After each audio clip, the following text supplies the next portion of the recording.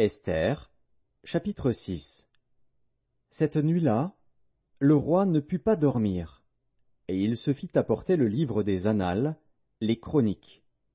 On les lut devant le roi, et l'on trouva écrit ce que Mardochée avait révélé au sujet de Bigthan et de Téresh, les deux eunuques du roi, gardes du seuil, qui avaient voulu porter la main sur le roi Assuérus. Le roi dit: Quelle marque de distinction et d'honneur Mardochée a-t-il reçu pour cela? Il n'a rien reçu, répondirent ceux qui servaient le roi. Alors le roi dit: Qui est dans la cour? Aman était venu dans la cour extérieure de la maison du roi pour demander au roi de faire pendre Mardochée au bois qu'il avait préparé pour lui. Les serviteurs du roi lui répondirent: C'est Aman qui se tient dans la cour. Et le roi dit: Qu'il entre. Aman entra, et le roi lui dit: Que faut-il faire pour un homme que le roi veut honorer? Aman se dit en lui-même: Quel autre que moi le roi voudrait-il honorer?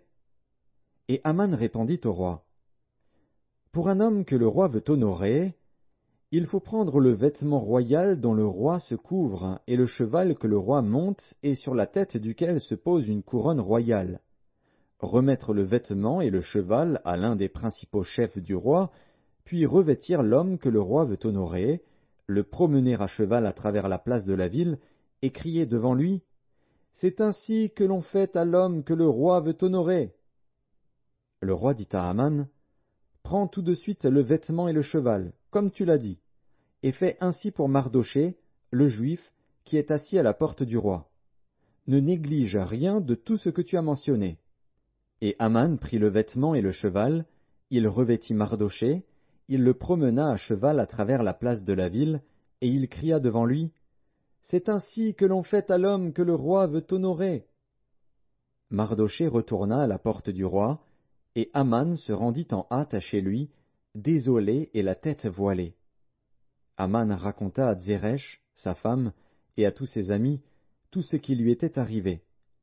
Et ses sages, et Zeresh, sa femme, lui dirent: Si Mardochée, devant lequel tu as commencé de tomber, est de la race des Juifs, tu ne pourras rien contre lui, mais tu tomberas devant lui.